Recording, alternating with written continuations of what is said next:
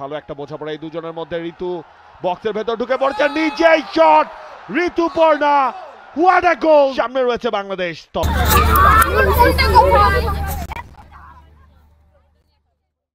ঢাকায় নিযুক্ত অস্ট্রেলিয়ার হাই কমিশনার সুসান রাইলের সঙ্গে সৌজন্য সাক্ষাৎ করেছেন বাংলাদেশ জাতীয় নারী ফুটবল দলের অন্যতম তারকা ফুটবলার ঋতুপর্ণা চাকমা।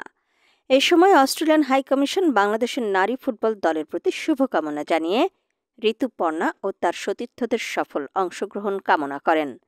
দলের অন্যতম তারকা খেলোয়াড় ঋতুপর্ণা চাকমা সাক্ষাতে বাংলাদেশের প্রস্তুতি, দলীয় লক্ষ্য এবং টুর্নামেন্টের সাফল্যের প্রত্যাশা নিয়েও আলোচনা করেন।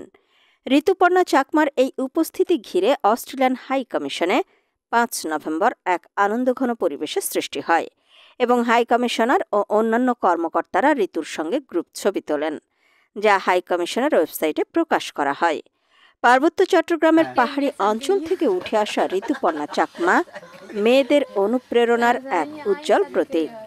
তিনি দেশের অসংখ্য তরুণী ও ক্রীড়া প্রেমীদের স্বপ্ন দেখাচ্ছেন কিভাবে প্রতিকূলতার মধ্যেও নিজের লক্ষ্যে পৌঁছানো সম্ভব।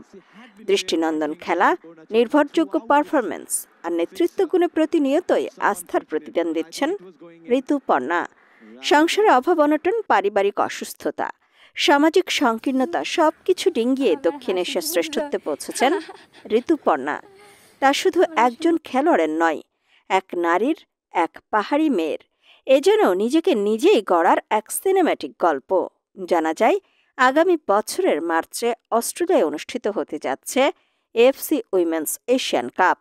এএফসি উইমেন্স এশিয়ান কাপকে সামনে রেখে ব্যাপক প্রস্তুতি নিচ্ছে বাংলাদেশের জাতীয় নারী ফুটবল দল।